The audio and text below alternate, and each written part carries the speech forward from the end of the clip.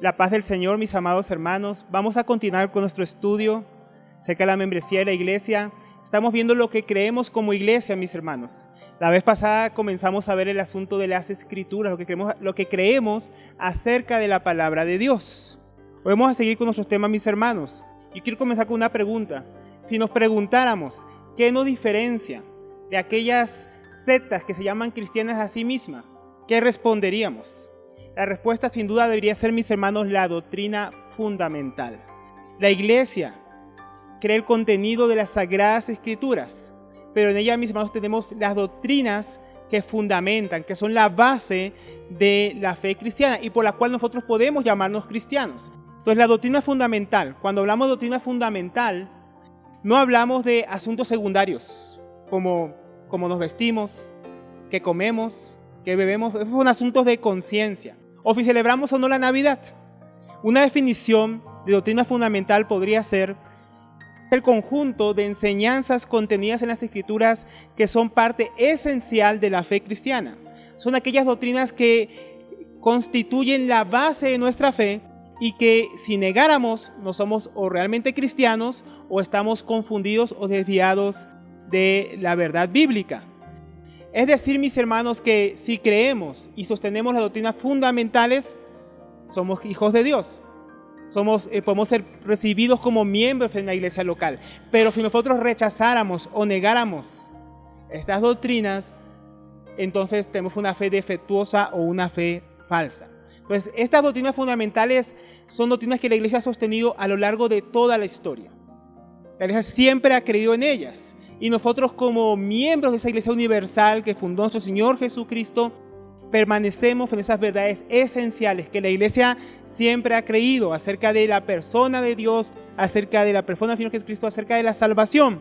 Entonces la iglesia tiene que asegurarse que aquellas personas que quieren ser parte de su membresía, quieren ser parte de su comunión, conozcan y crean estas doctrinas fundamentales. De otra manera, estaremos recibiendo personas que creen enseñanzas contrarias a la fe que todos los cristianos creemos y practicamos. En 2 de Juan, capítulo 2, versículo 9 dice: cualquiera que se extravía y no permanece en la doctrina de Cristo o no persevera en la doctrina de Cristo, no tiene a Dios. El que persevera en la doctrina de Cristo, ese tiene el Padre y al Hijo.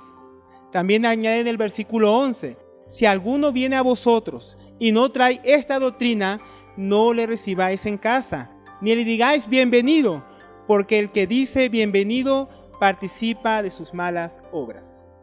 Por ejemplo, mis hermanos, y en estos versículos podríamos pensar en los mormones, en los testigos de Jehová, en los unitarios, en los católicos romanos o cualquier secta judaizante que pudiera venir.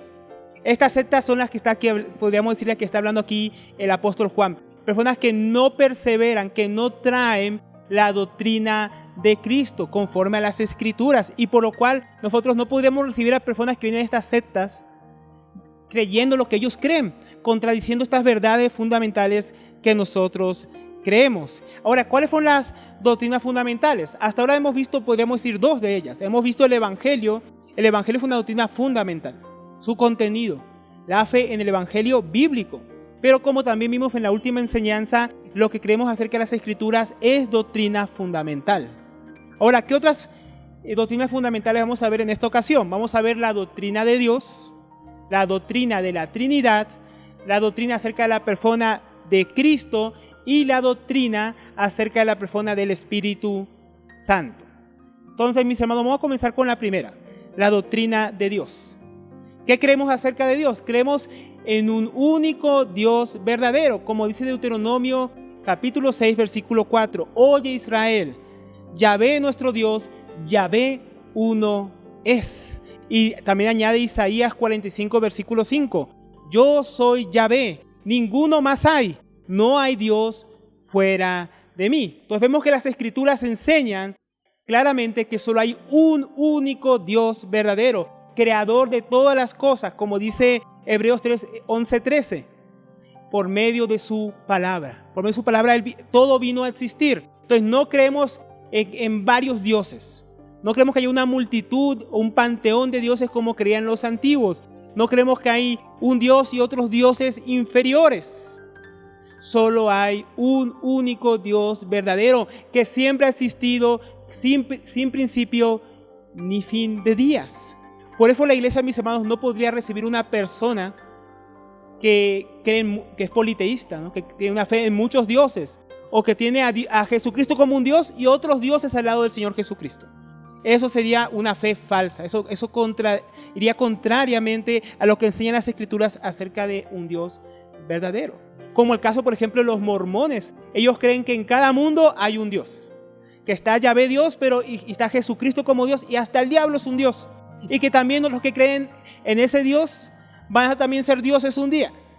Eso fue una falsa enseñanza, una falsa doctrina. Ahora, mis hermanos, es muy importante lo siguiente. Dios se revela en las Escrituras como el único Dios verdadero. Como el mismo Señor Jesucristo dijo en Juan 17:3. Esta es la vida eterna, que te conozcan a ti, el único Dios verdadero, y a Jesucristo a quien has enviado. Entonces la iglesia debería preguntar a alguien que quiere formar o ser miembro de su comunión, como un miembro de esa iglesia local: ¿crees que hay un solo Dios verdadero? Porque este es un fundamento de nuestra fe como cristianos. Ahora, una pregunta buena sería: ¿pero quién es ese único Dios verdadero? Y eso nos introduce al segundo asunto, a la doctrina de la Trinidad. Nosotros, mis hermanos, creemos que hay un único Dios verdadero que se revela en tres personas divinas. Esto es lo que nosotros llamamos la doctrina de la Trinidad.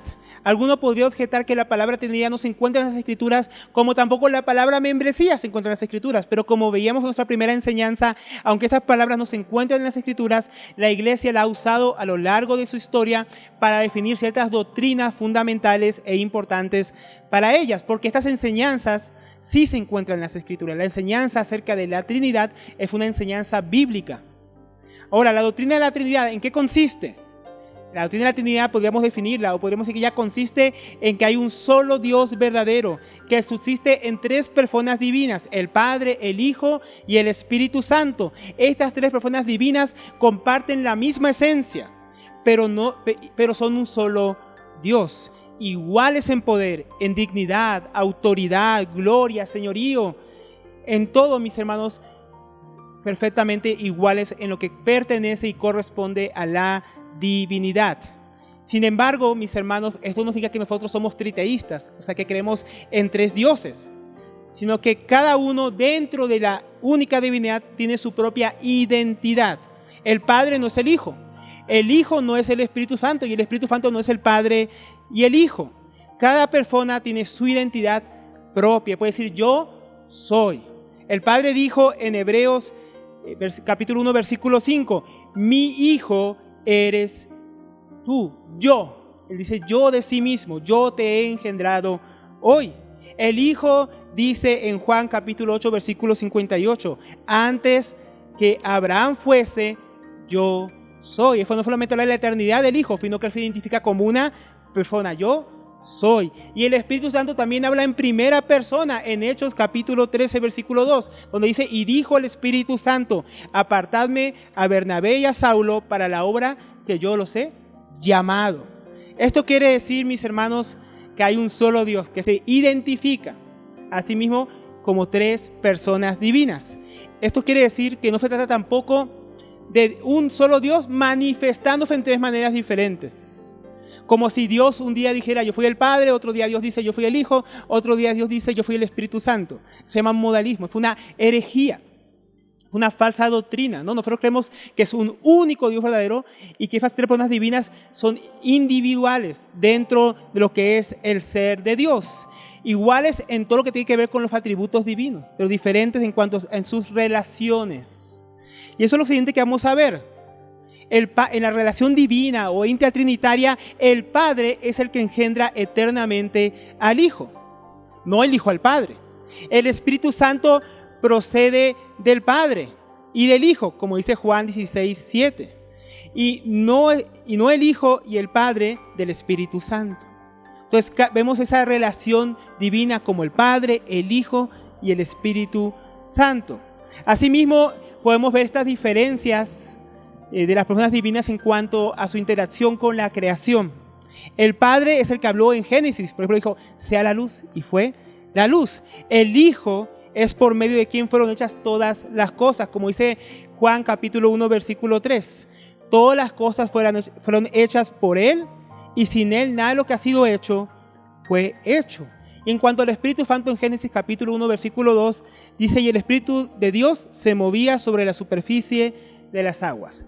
Entonces vemos como en la creación podemos ver esos roles distintivos de las personas de la Trinidad. Pero no solamente ahí, también en cuanto a la salvación. El Padre, y no el Hijo, no el Espíritu Santo, el Padre es el que envía al Hijo por amor al mundo. El Hijo es el que se encarna y lleva a pleno cumplimiento la obra del Padre en la encarnación. El Espíritu Santo es enviado por el Padre y por el Hijo para aplicar, para comunicar los efectos de esa obra de Cristo, de esa salvación, a todo aquel que cree, que convence al mundo de pecado, de justicia y juicio. Por último, vemos claramente las personas de la Trinidad durante el bautismo de nuestro Señor Jesucristo. Vemos claramente cuando nuestro Señor Jesucristo se iba a bautizar en Mateo capítulo 2, versículo 3, dice, después de ser bautizado, Jesús salió del agua inmediatamente, y he aquí los cielos se abrieron, y él vio al Espíritu de Dios que descendía como paloma y venía sobre él. Y he aquí se oyó una voz de los cielos que decía, este es mi Hijo amado, en quien me he complacido. Aquí vemos claramente la Trinidad interactuando consigo misma, mis hermanos. El Hijo bautizándose, el Padre hablando de los cielos, este es mi Hijo, y el Espíritu Santo descendiendo sobre él como paloma. Entonces vemos claramente, mis hermanos, que no se trata de un Dios tomando diferentes papeles como si fuera una obra de teatro. O Dios orando cuando el Señor Jesucristo oraba al Padre. No es el Hijo orando consigo mismo, sino que son tres personas. Entonces la doctrina de la Trinidad, como vemos, es evidente en las Escrituras. Y la Iglesia debe enseñar esta verdad y debe asegurarse que aquellos que se postulan, que se acercan para ser miembros, ¿no?, ser partícipes de la comunión de la Iglesia local, tengan esta doctrina, que es sin duda fundamental. Ahora, el Señor Jesucristo mandó, mis hermanos, a hacer esto. Él dijo en Mateo 28, 19, id pues y haced discípulos de todas las naciones, bautizándolas en el nombre del Padre y del Hijo y del Espíritu Santo. O sea, que el que niega la doctrina de la Trinidad ni siquiera tiene el bautismo, mis hermanos, ni siquiera ha hecho una profesión pública en el Dios verdadero. El que cree en el Dios verdadero confiesa la Trinidad, aún desde que ha creído y en su bautismo de manera pública. Entonces, esta es la doctrina de la Trinidad, una doctrina fundamental, el cual la iglesia tiene que considerarla cuando va a recibir a alguien. La siguiente doctrina que vamos a ver es la doctrina acerca de la persona de nuestro Señor Jesucristo.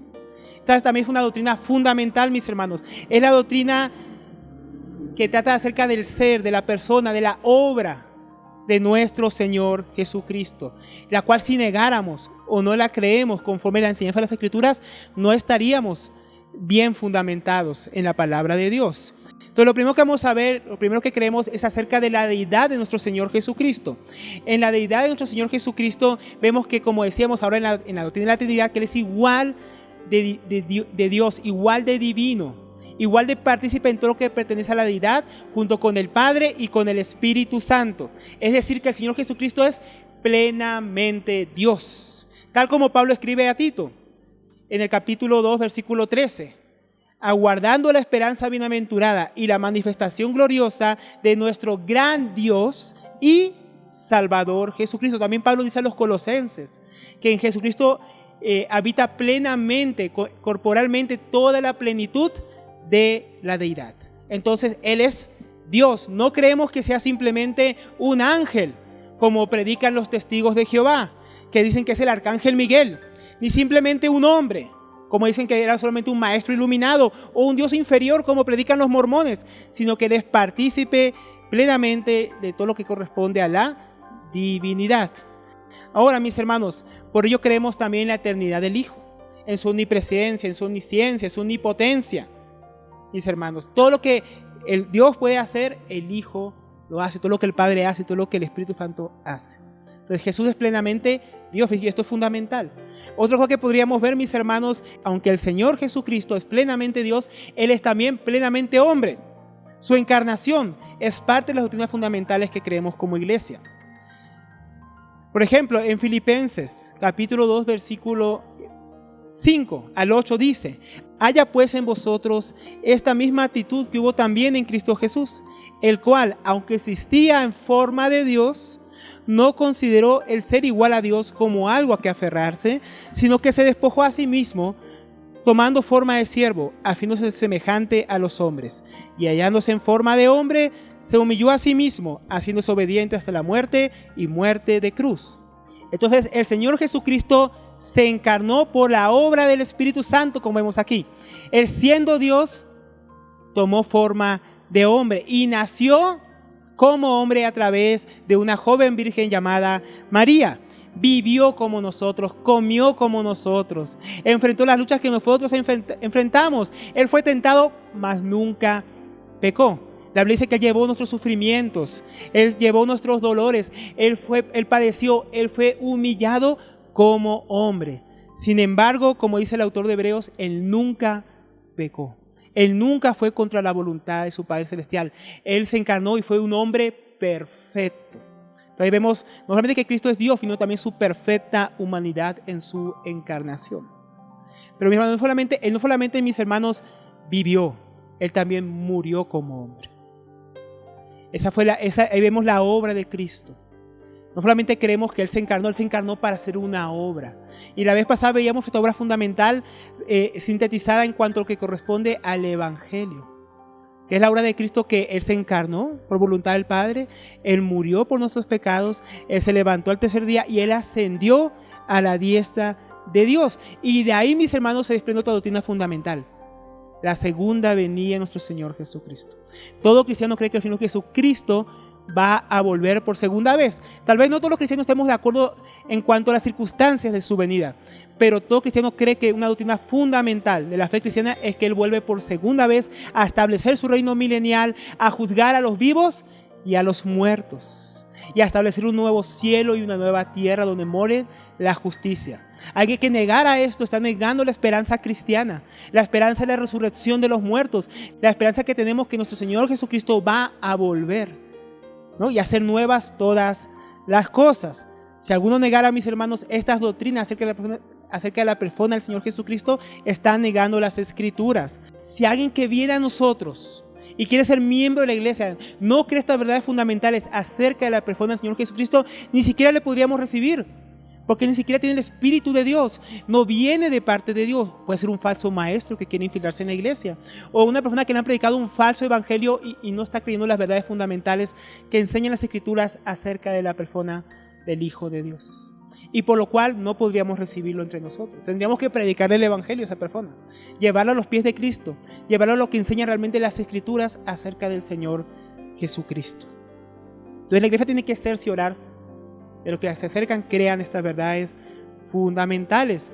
Otra verdad fundamental, mis hermanos, que podríamos decir, que alguien que no cree que Jesucristo es el Señor, ¿no?, que tiene otros señores aparte del Señor Jesucristo, no es un cristiano verdadero, a menos que confiese que el Señor Jesucristo es el Señor. 1 Corintios 12:3 dice: nadie puede llamar a Jesús Señor sino por el Espíritu Santo.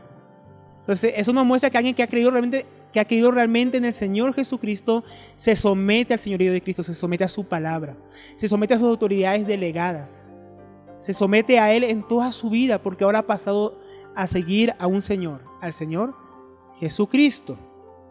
Ahora, mis hermanos, eso también nos lleva al asunto de la salvación. Como decíamos antes, mis hermanos, solo a través del Evangelio somos salvos. Es una verdad fundamental. Y eso nos lleva al papel fundamental de Cristo en cuanto a la salvación. El Señor Jesucristo, mis hermanos, es el único que puede dar vida eterna a los hombres, a los que creen en Él. Como dice Hechos de los Apóstoles, capítulo 4, versículo 2. Y en ningún otro hay salvación, porque no hay otro nombre bajo el cielo dado a los hombres en que podamos ser salvos. Así, mis hermanos, que no hay otro en quien podamos creer que nos pueda dar vida eterna, solo Jesucristo. No hay otro corredentor, ni la Virgen, ni los santos, ni los arcángeles, nadie, mis hermanos. La salvación es únicamente a través de la fe en la persona del Señor Jesucristo. Si alguien quiere decirnos que podemos salvarnos a través de Cristo y alguien más, nos está mintiendo. Si alguien quiere decir que la salvación es por medio de Cristo, sumada a nuestras obras o las obras de la ley, está predicando una falsa doctrina. Esto nos separa de falsas sectas que predican falsos evangelios. La obra de nuestro Señor Jesucristo es una verdad fundamental. Y por último quisiéramos agregar, todo aquel que ha creído en Cristo tiene una relación con Cristo. Es parte de su vida. Sería raro que alguien diga que cree en Cristo y sin embargo en su fe, en su práctica, no hay ninguna relación con Cristo, mis hermanos. En 1 Timoteo capítulo 2 versículo 5 dice: porque hay un solo Dios y un solo mediador entre Dios y los hombres, Jesucristo hombre. Entonces nuevamente, mis hermanos, si alguien viniera aquí con un trasfondo tal vez católico romano, por ejemplo, y se quiere acercar a Dios a través de la Virgen, a través de los santos y su intercesión, a través de los arcángeles, a través de santos muertos, espíritus, lo que fuere, mis hermanos, está negando la obra intercesora de Cristo. Cristo es el único intercesor entre Dios y los hombres. Esta es la doctrina, mis hermanos. Todas estas fueron las doctrinas que se desprenden de la obra y la persona de nuestro Señor Jesucristo y son fundamentales para nosotros como cristianos. Habría que preguntarle a alguien que se acerca: ¿crees que el Hijo es plenamente Dios? ¿Crees que el Hijo se encarnó? ¿Crees que el Hijo es el único que te puede salvar? ¿Crees que el Hijo es el único intercesor entre Dios y los hombres? ¿Que Él es Señor? ¿Te sometes a su señorío? Si alguien rechazara estas verdades fundamentales, estaríamos frente a alguien que no ha nacido de nuevo, que todavía no ha experimentado tal vez la conversión genuina y que necesita ser instruido en la palabra de Dios acerca de esta doctrina fundamental. Por último, mis hermanos, tenemos la doctrina acerca de la persona del Espíritu Santo. Esta doctrina es importante porque también nos diferencia de las sectas, porque hay sectas que dicen que el Espíritu Santo no es una persona divina, que es un poder impersonal, una fuerza en el creyente que viene de parte de Dios. Sin embargo, la Biblia dice en Juan 16, versículo 13 al 14: pero cuando venga el Espíritu de verdad, Él os guiará a toda verdad, porque no hablará por su propia cuenta, sino que hablará todo lo que oyere y os hará saber todas las cosas que habrán de venir. Él me glorificará, porque tomará de lo mío y os lo hará saber. Este versículo y muchos otros que tenemos en las Escrituras nos muestran claramente que Él vendrá, Él guiará, Él hablará. No estamos aquí hablando de una fuerza impersonal, sino de una persona divina. Persona divina tal como explicábamos antes, igual con el Padre, igual con el Hijo en divinidad. También vemos esto, que fue una persona divina en Hechos 5, versículo 3 al 4. No sé si mis hermanos recordarán cuando hubo este pecado de Ananías y Zafira, que quisieron engañar a la iglesia sobre una heredad que habían vendido y quisieron engañar en cuanto a la cantidad en que se había vendido. Ahí en Hechos 5, 3 al 4 dice: y dijo Pedro: Ananías, ¿por qué llenó Satanás tu corazón para que mintieses al Espíritu Santo y sustrajeses del precio de la heredad? Reteniéndola, ¿no se te quedaba a ti? ¿Y vendida no estaba en tu poder? ¿Por qué pusiste esto en tu corazón? No has mentido a hombres, sino a Dios. En este versículo vemos claramente que no solo fue una persona, sino que el Espíritu Santo al cual habían mentido es el mismo Dios al cual habían mentido.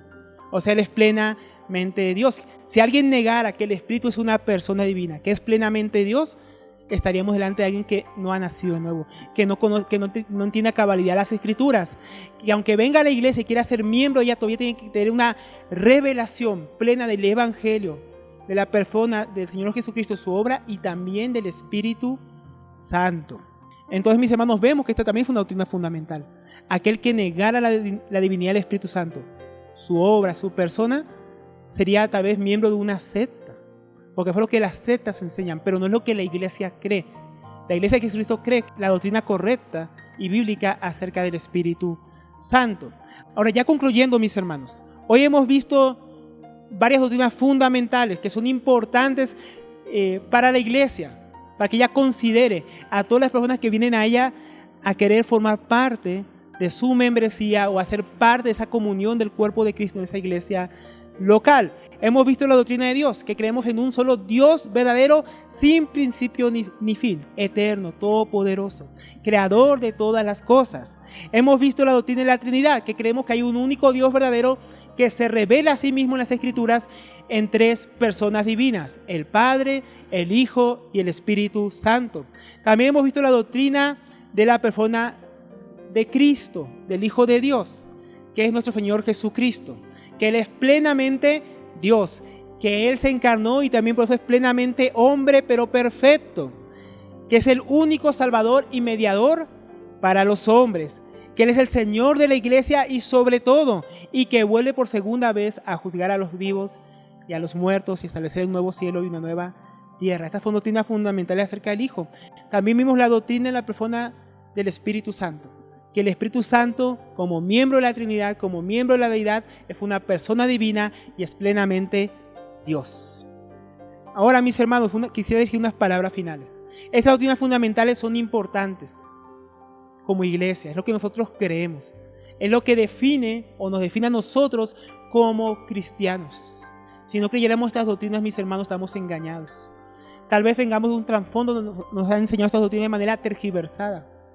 Tal vez alguno venga de los unitarios, del catolicismo romano.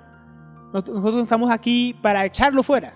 No podríamos recibirlo como miembro, pero si usted viniera con estas falsas doctrinas, quisiéramos que usted nos dijera las dudas que tiene acerca de estas verdades fundamentales para que podamos, con las Escrituras, mostrarle en ellas que estas son verdades bíblicas, que nosotros no hemos inventado como iglesia, sino que se encuentran en las Escrituras y que por lo tanto todo cristiano genuino, verdadero, sincero debería creer.